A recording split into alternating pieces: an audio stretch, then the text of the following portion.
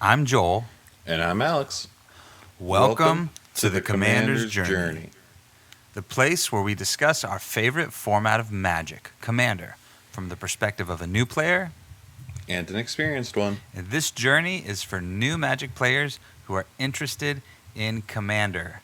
So today, Alex, we have Ikoria, Layer of Behemoths.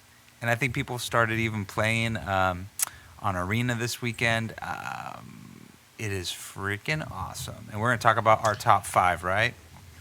Exactly, and I feel like really ever since Throne of Eldraine, we're seeing them build so many good commander cards in these sets, really start, focusing on us just as much as standard in the other formats. So there's so much good stuff from this set. Whittling it down to our top 5 was hard. God knows we're going to miss some favorites, so we apologize. Apologize in advance. And let's get into it. Let's just talk about our top. Each of us, our top 5, so I guess our top 10 in total. But Exactly. And the one thing we want to say too is we're going to skip over the Triumph lands. They're definitely going to see Commander play, but I figure if you're in those 3 colors, and especially if you have fetches or other ways where the types matter, yes. You're going to want to play them. But there were so many good cards. Just trying to pick those as one of them just felt like a waste. Yeah, I think it's kind of an obvious. It's kind of, we can call it an honorable mention. You're going to want these just because you can fetch them and they have cycling on them. I mean, there's just so much value to these lands to fix your colors in any of these 3-color decks. So, as typical, me and Joel like to pick a sleeper. And this is a card that we think is going to be a surprise or is maybe a little underrated, underrepresented. But just like always, too, we're guessing this a little early. So even though it looks like it's a little underrepresented now, it might mean it'll be better in the future. And if that's the case, it means we were right. And if not, we'll see. Maybe it'll continue to be so.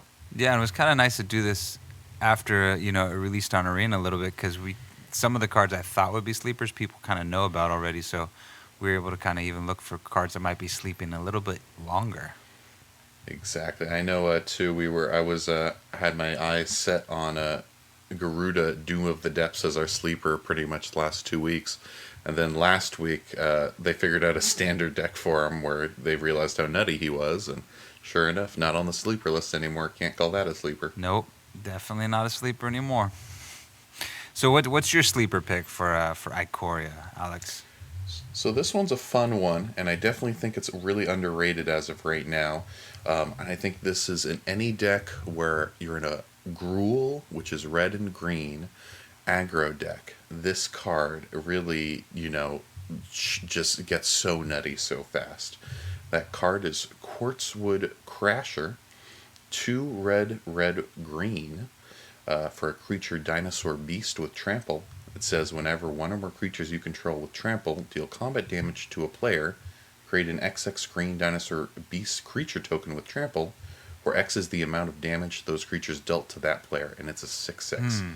So right off the bat, 5 mana for a 6/6 with trample that has nothing but upside. As long as you have at least, it can do it by itself, so you don't even need the support. But chances are in Gruul, you got a few more tramplers in the deck. Oh, yeah. If you can bring this one out and get in big with a trample swing, all of a sudden you have a huge another trampler, and this can just snowball real badly. Oh, man, that token can just keep growing and growing. If you get a second time to swing in, or maybe you have one of those cards that give you a second combat phase, you can swing in again, that token can get out of hand. I really feel like if you get 2 or 3 rounds of this, you won that game. There's just no way around it. 2 or 3 swings, it's over. You make that token just gets bigger and bigger and bigger. You get next run. Like the first one you have, is a 6/6. Second one's a 12/12. Yeah. Third one is a 24/24, right? And that's assuming you had no other tramplers in play. Yeah. All of a sudden, it just gets bigger. That's when you're looking around the table like, hey, board wipe. Who's got the board wipe? Exactly. Somebody's got to go search that out. Oh, yeah. Force a board wipe, and in getting Gruul, you can ramp pretty hard, too. So yeah. I don't think it's impossible to be in a situation where on turn 4 or 5, ahead of the curve, you have already starting pumping away with that, and everyone's still trying to get their sea legs, and they're going to town. Well, I know this is a dinosaur, and I know you have a dino deck, Alex, so I'm pretty sure I'm going to be seeing this card in our play group. You're going to see a lot of this card in the future. Trust me, I'm thinking about grabbing a few while it's kind of underrated. Here you go. Sleeping. All right. So Joel, what's your sleeper here? So I picked a sleeper. I was having a hard time. Both of them are in Simic colors, and anytime I see a card that, again, I'm new to Magic. I've been playing only for a year, but anytime I see a card that gives me a lot of value, I cling to it. That's why I really like that Kadena deck, the Morph deck from C19, is because there's just so much value. You get to play things for free, you get to draw cards, and I love that. So this card gives a lot of value, and I think people might be overlooking it because it's a mutate creature, but it doesn't rely on mutate. So I think this can go in a lot of decks, and it's going to be really good, and that's Parcel Beast. It's 2, a green and a blue for a creature elemental beast. It's got a mutate cost of just green and blue. And then for 1 and tap it, you can look at the top card of your library. If it's a land card, you may put it onto the battlefield. If you don't put the card onto the battlefield, put it into your hand. It's a 2/4. So I just think this is really good. It's ramp. I mean, you can get that second land into play. And you're going to want to cast this for its mutate cost because it's just a green and blue. All you need for mutate is just to have another non-human creature on the battlefield. But again, it doesn't rely on mutate because if, say, you can't mutate it, you can still pay the full 4, get it out there. You won't be able to use the ability right away. That's also the advantage to mutate. You'll be able to use that ability right away because you're not worried about summoning sickness. But just to get this out at some point and to use it to continually ramp, to 1 and tap to look at that card and either draw or ramp, draw or ramp, draw or ramp. That's what I was looking at with this. And I don't hear a lot of people talking about it, and it might be a little bit underrated. It might go up in value. Yeah, the one thing I want to talk about too, Joel, and this is just a little inside for our listeners, that extra step that we like doing. One of the things that's really cool to mutate, and people who have been playing, on Arena or have the chance to get their hands on the set, you can use it almost like a pseudo haste. So, you can mutate this onto something for cheaper mana, so you already have that little bonus. You don't get necessarily the stats unless you want it, but you can basically use it to go onto something else so you can tap it immediately after. So if you have something, an early turn play that, you don't need anymore, maybe a 2-drop or even maybe a 1-drop that you can attach this to, and all of a sudden it becomes, really a ramp spell to either draw a card or ramp a card. Can be very powerful, and the fact you can get that out kind of on the surprise almost and get to use it immediately if you want really gives you that flexibility.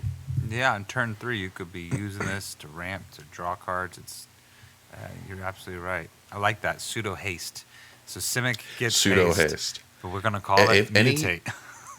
Any mutate card too, and this is just for the future in general. Any mutate card where it doesn't really care about the number of times you mutated or whatnot.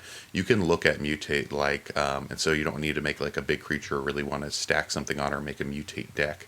You can look at cards that kind of can do their own thing. They just happen to have mutate on it as basically an alternative cost to get haste in something like Simic where it doesn't really see it very often. A way to kind of, add that into an odd color combination. There you go.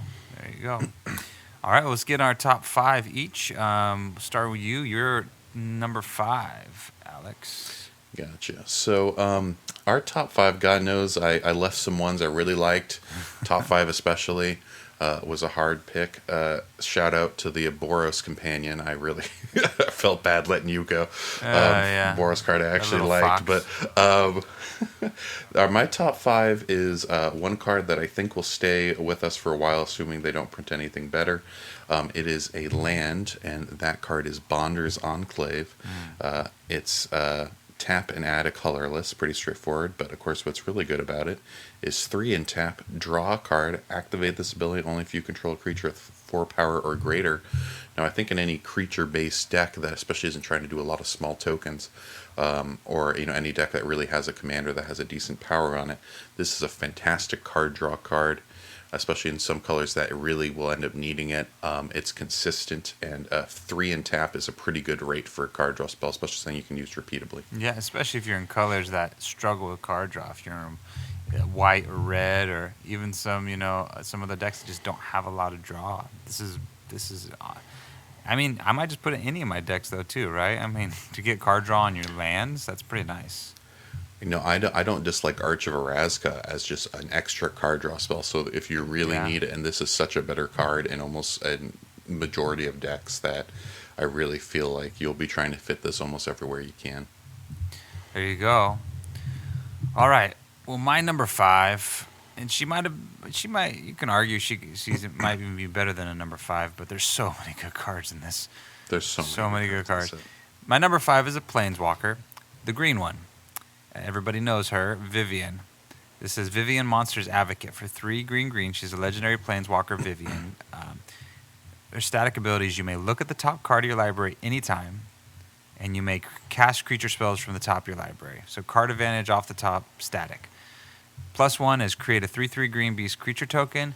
Put your choice of a vigilance counter, a reach counter, or a trample counter on it. So make a 3/3 and use it however you need to with these counters.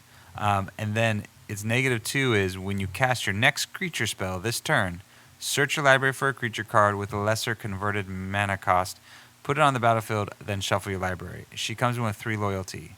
So you can use her -2 right away. So I could just see this: play Vivian or have Vivian out, or play Vivian, then play a really big creature, right? And then -2 her, and then play another really big creature. and plus Oh, the boy. static ability, those creatures are then protecting her. You're not going to swing in at her, and now you got her static abilities of looking at the top of your card of your library and casting creature spells from the top of your library. She's just definitely, she's properly named a Monsters Advocate for sure. And this can pretty much almost go in any green deck, and you're going to get the full value out of it. Just basically anything, you're going to have a lot of creature spells, easy to do for a green deck. I mean, it's just it's never going to be a dead card. You always got something you can do with it, and you always got something that will take advantage of it. Yeah, and with those static abilities, it's like you got a Planeswalker, but you also have an enchantment that just happens to be a Planeswalker. It's a lot of value, Exciting stuff. On to number 4. So my number 4, we had talked about for just a hair. I talked about it for just a hair already, and that is Garuda, Doom of Depths. Yeah. It's 4 hybrid, for 4 generic, and then hybrid Dimir, which is blue and black. For legendary creature Demon Kraken, it does have companion, which is if your starting deck contains only even converted mana cost cards, you can add it as an 101th card and play it if you want. Now, I see companion, just so everyone knows in general, I look at it, most of the time I don't think it's worth it, and about 98% of the time I don't think it's worth it. If it just takes, and you're looking at your decks and you're like, oh, I've built my deck in such a way, I think the only one I could see you getting this would be maybe the one that cares about certain card creature types. But, you know, if it's only 1 or 2 cards to swap out, assuming they're not really pivotal cards, it might be worth doing. But otherwise, don't worry about the companion. Play it as part of the 99. You'll be perfectly happy. And I recommend that with Garuda. But the rest of the text is what I'm excited about. Legendary creature Demon Kraken. It says, when Garuda enters the battlefield, each player puts the top 4 cards of the library into their graveyard. Put a creature card with an even converted mana cost from among those cards onto the battlefield under your control. It's a 6/6. So all of a sudden in our format, in Dimir, it's a 6 mana 6/6 that you get to take the best card out of the top 16 cards. The top 4 cards of each deck, there's 4 players, top 16 cards, and play it onto the battle cost for free as long as it's an even converted mana cost. Holy cow. You know, you can get a lot of really stupid stuff very easily with this. You can just, yeah, you can get, and because you're in blue, you can blink this thing. You're also in black, so you can pull it out of the graveyard. Yeah, Garuda's got a lot of value on her for sure. And it's just, again, it's free value. It's not asking much. I mean, a 6/6 for 6 in Dimir is really what I'm looking at there. Is already hard to come by. You know, demon. It's a Demon Kraken. If you're in a demon tribal deck, this can go in there. If you're in a sea creature deck, Well, if this you're can in go a demon tribal, you can also add some Krakens to it because you might as well. But it's asking so little, Yeah. and then you get such an extra benefit from it. It's a very powerful card. Super powerful. All right, my number 4 is a bit of a hate card. And in our play group, we don't really play a lot of hate cards, but I might be playing this card because I feel like this hate card was built just for Commander. And you might guess it already. It is a I think I'm saying this right. Draneth Magistrate. For 1 and a white, it's a creature, human wizard. Your opponents can't cast spells from anywhere other than their hands. And it's a 1/3.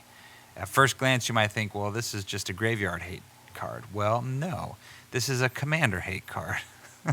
It means that your opponents cannot cast their commander from their command zone. They cannot cast cards from their graveyard. They can't cast cards from exile, from any other place. They only can cast from their hands. And, yeah, it's definitely a mean card for commander. I think it's extremely powerful and very slept on for our format. I feel like people looked at it without thinking about it and thought about it for, the oldest of formats, but they don't play white very often in those formats. And for us, it really gives something that is very unique for white that might help white overall in the format. God knows they gave white a lot of good stuff in this set. They sure did, and this is just another example of a good white card. Now you build a mono white deck, you feel like you got a lot of different pieces that can really help you hold your own in a game, because a lot of times you have to use effects like taxing people to get your lands out, or you kind of feel like you're playing from behind has been the complaint about white and commander that I've been hearing, at least over this last year. Yeah. And cards like this can kind of help you get an edge, because people got to either use their removal or their counters on you when they see this, or else it's going to give you time to build your board up, get your commander out, do your stuff while they got to deal with him. So very good. Well, awesome. On to number 3. Now, number 3 is probably the card I am the most excited about, even though it's not my number 1 pick. And usually I just pick the top 5, what I like most. There's a couple cards I think are more important to the format and are better, but the one I'm personally the most excited about would have to be Shark Typhoon. Holy cow. This is just a fun card. Obviously, it's a riff. Sharknado. From Sharknado. But that's all the more power to him. But Sharknado is a 5 and a blue for an enchantment. Sharknado's a 5 and a blue. I love it. 5 and a blue. No, you said Sharknado's a 5 and a blue. Oh, Sharknado. There you go. I already have it on the brain. Oh my god. Shark Typhoon. I'm so sorry. It's 5 and a blue for an enchantment. Whenever you cast a non-creature spell, create an XX blue shark creature token with flying, where X is that spell's converted mana cost. And it also has cycling for X 1 in a blue. When you cycle Sharknado, create an XX blue shark creature token with flying. So, worst case scenario, and this is the one I think you'll be doing the least, but for the cycling deck especially, it may want this, where you get to cycle it away. You can create a flyer out of that cycling trigger, get to draw a card. Just get that extra value with it. It's already fantastic there. But what I really like about it is the fact that every time you cast a non-creature spell, you get an XX flyer. Which is fantastic blue. It's really easy to do non-creature spells. If you have an enchantment deck, this is great. And an artifact deck, this is great. Any deck that has a reasonable amount of spells or likes the creature tokens, it's fantastic. Any spells that you're not as heavily creature focused and just want to get that extra value, this card can give it. Nice. I just love that. We're gonna call it Sharknado for now on, though. The Sharknado. I can't believe I did that. That's hilarious. No, I mean, for sure, I'm going to take a Sharpie to your card. I'm going to write Sharknado. You go for it. Typhoon. Yeah, it's pretty. Because there were copyright issues. That's why they didn't call it Sharknado. Obviously, they couldn't have. Yeah, I was talking to the guy who named it, and he's like, "Yeah, the copyright, cost was way too much, so we had to go with Shark Typhoon." I mean, they have a King Kong card and a Jaws card, and yet for some reason we didn't get the Godzilla version. I guess they're not technically Godzilla, but it makes sense we get a Sharknado card too. Yeah, exactly. Gotta have all the big beasts. Yeah, we got a few more. Talking about big beasts, here's a small beast that can grow into a very big beast on my number 3. And some people would maybe say this might be closer to number 2 or number 1. It's a great card, and I think it's a great card across all the formats. And personally, I mean, I don't know. I think this one might end up being one of the pricier cards for a long time. It's such a good card. It is Fiend. You know what I'm talking about? I do. I mean, definitely, and I think almost every format wants a crack at this thing. Yeah, every single format is going to want a Fiend Artisan. Fiend Artisan is hybrid Golgari. Golgari, so black and green, for a creature nightmare. Fiend Artisan gets +1/+1 for each creature card in your graveyard. And for X and Golgari hybrid, you can tap to sacrifice another creature, search your library for a creature card with converted mana cost X or less, put it on the battlefield, then shuffle your library, activate this ability only time you can cast a sorcery, and it's a 1/1. Holy cow. Jeez, I mean, just depending on how much mana you have to sink into this, you can just pull out such big creatures out of your deck. And every time you do it, just so happens Fiend Artisan's getting bigger too. He just keeps growing and growing. I can see this being played in Muldrotha or I'm spacing on it all of a sudden, but the Experienced Commander from the 2015 set. Yep. God, I can't go with their name all of a sudden. But, any graveyard-based commander, which is so common for Golgari, will love this. And then on top of it, you get a tutor out of it, too. It's just crazy. Yeah, I'm going to put it in my Tyam deck. He's definitely going in there if I can get this out of the box. I need to buy a box and get 2 Fiend Artisans.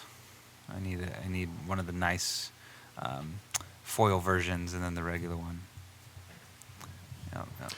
Oh, there you go. Marine of Clan Niltoth. I wanted to say Marine, but I wasn't sure. Marine, yeah. Marine of Clan Niltoth. That's the commander I was thinking of. Yeah, Fiend Artisan's going to want to go, and in so many formats, he's a 2-drop. And if you're in Golgari colors, it's black or green. Like, it's not hard to get this out. And then once it's out, it does work. It really, really does work. And then especially if you're in other formats where you can have more than one of these, people are going to want to have a bunch of these just so they can do some nasty work with it. I don't know if it's overhyped, but they're saying it's the new Tarmogoyf for older formats. So we'll see if that holds true. Yeah, it's similar, but it's anyway. In Commander, it's still an excellent, great card. That's my number 3. You could argue that it could go higher, but I have a few others that are a little closer to my heart going up on number 2 and 1. But that is Fiend Artisan, my number 3.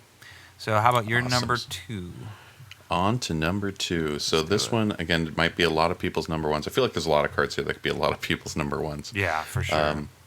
This is probably the one that I've seen get the most traction early on. And, people are talking about this as a commander, but I like it more even in the 99 because I think this will go in a lot of decks. And that card is Kinnan, Bonder Prodigy, and hopefully I'm saying that correctly. Mm-hmm. It's a green and a blue for a legendary creature, Human Druid. It says whenever you tap a non-land permanent for mana, add 1 mana of any type that permanent produced. And it also says for 5 generic, a green and a blue, look at the top 5 cards of your library. You may put a non-human creature card from among them onto the battlefield. Put the rest on the bottom of your library in a random order. It's a 2/2. So I already think this is a scary, fantastic card. Fantastic for a big creatures deck.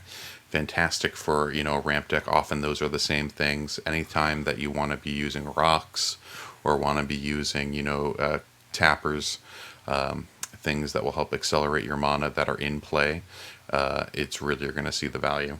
Kinnan, he's definitely the cool looking of the druids, not the creepy one from the last set. There you go.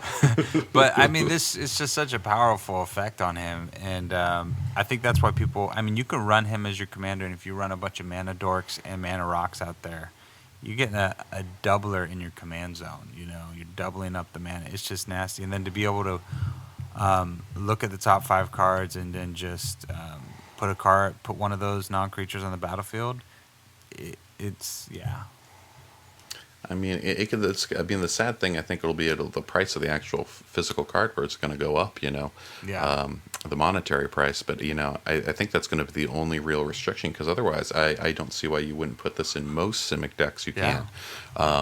Anything that you'd be tapping, not as land-focused ones or any big creature deck, it's really a fantastic card to have. Yeah, I mean, because if you got a Zendikar Resurgent out, right, where you're doubling up your lands, and then you also got Kinnan out, now you're doubling up your rocks and your dorks as scary. well. Now, I mean, you're just maximizing your mana. And in Simic Very colors, powerful. Right? That's what you want to do. Exactly. We talked about Nicholas Lotus last top 5. Bonder's Prodigy. Here we have here. He Kinnan will make that Nyx Lotus tap for so much mana. Oh yeah, and your Thran Dynamo now taps for 6. You can Exactly. You can use that to sink it into your Sharknado card. I think it only taps for Oh no, for 4. an Then. addition for 4, Yeah, not you're right. My bad. but yeah. I mean, this adds just a free one on top of it. I think it's really actually where it's best is when you have a lot of creatures out there that'll tap for like a green or a blue, or I guess mostly a green. You can just add and make them all tap for 2, which would get very scary very fast. Yeah, well, some druids they tap for like any color, and then it just adds Yes. one more type. That's nasty though. That's really good. I like Kinnan too. I like him.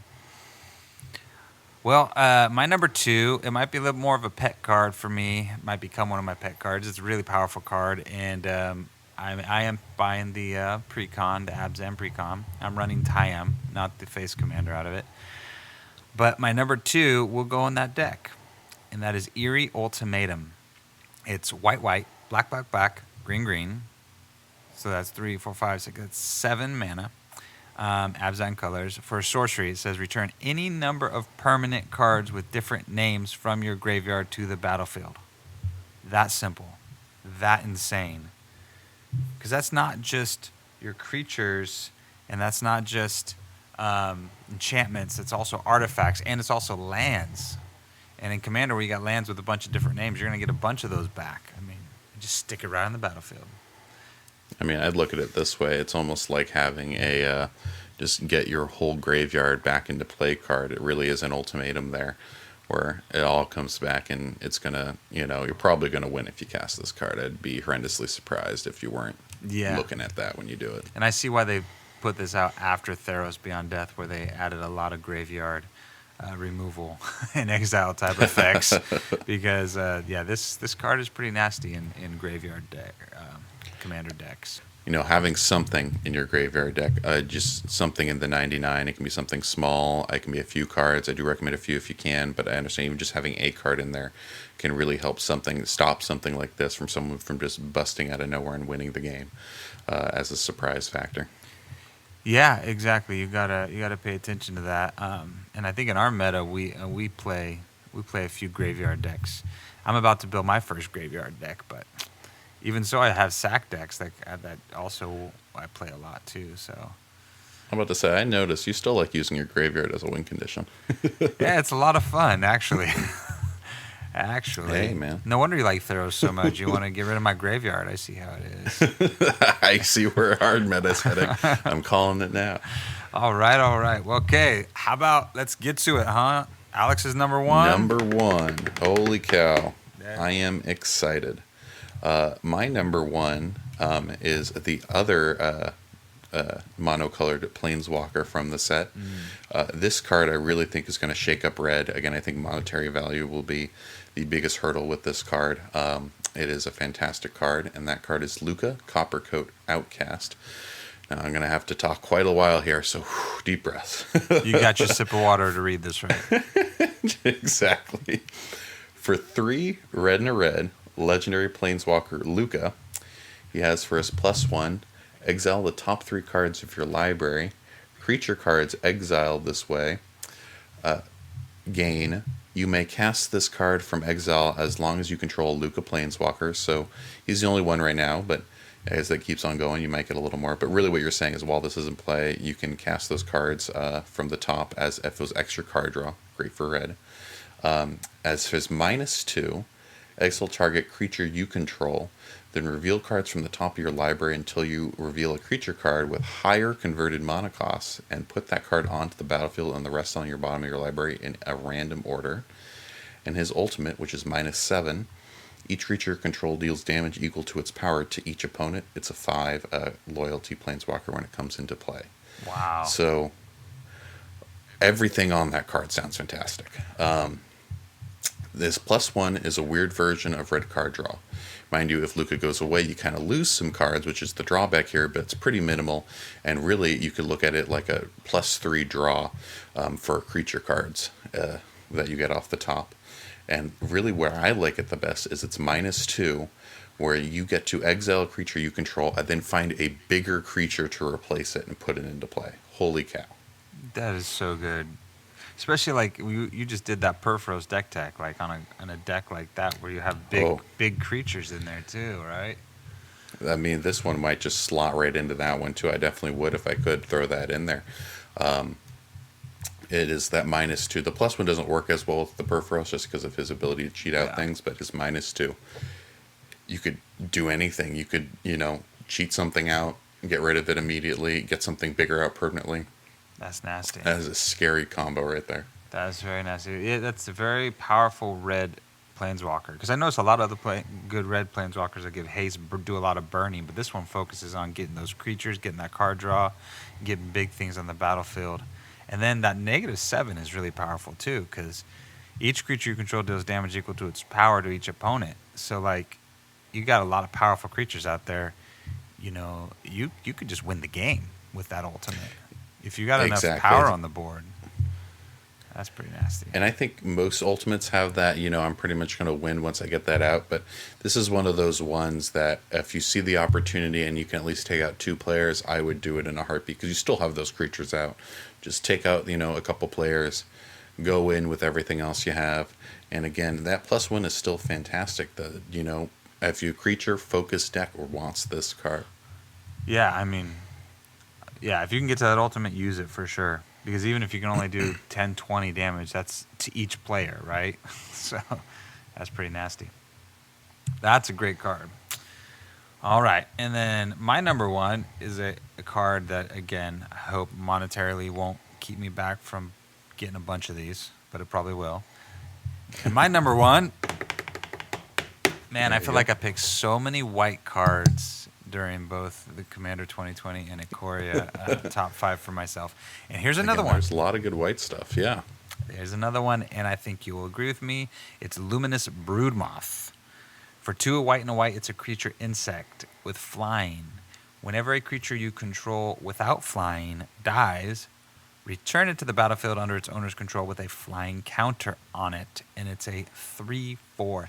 This thing is insane. I was in love with Nightmare Shepherd from the last set from Theros because I have a lot of decks that like to sacrifice things and they go away and then I can re-get that effect. This is even better than that because it's like as soon as it dies, just get it back. Instead of getting it back as a 1/1 token with effect, you get it back even better as a flyer. It's just insane. And this card asks so little of you, too. And then I'm going to abuse it too.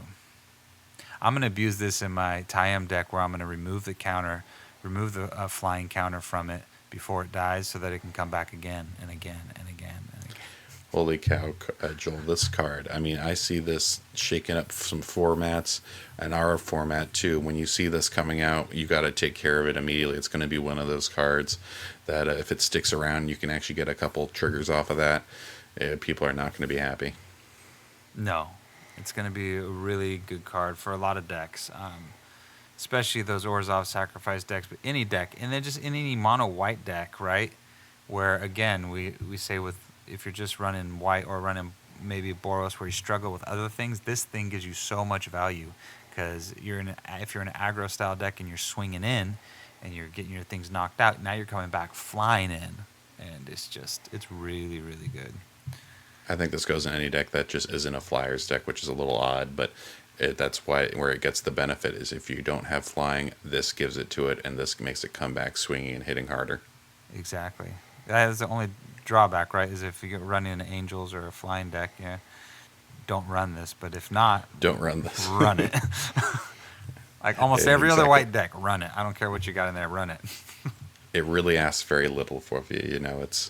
It's just you're going to get that value out of it by just having it in play and having other creatures. There you go. That is it for us as our top 5. Each of our top 5, our top 10 complete. Ikoria, however you want to say it. Lots of good monsters, Alex. And there's so many good cards too that we didn't talk about. There was quite a number of one that we were just cutting down, and we were like, oh, I really want to talk about this, so we'll talk about that. So expect to see some of the cards we even didn't talk about in our decks in the futures, and we're going to be talking about it, and we'll see how this shakes up our format because there's going to be a lot of shake up happening.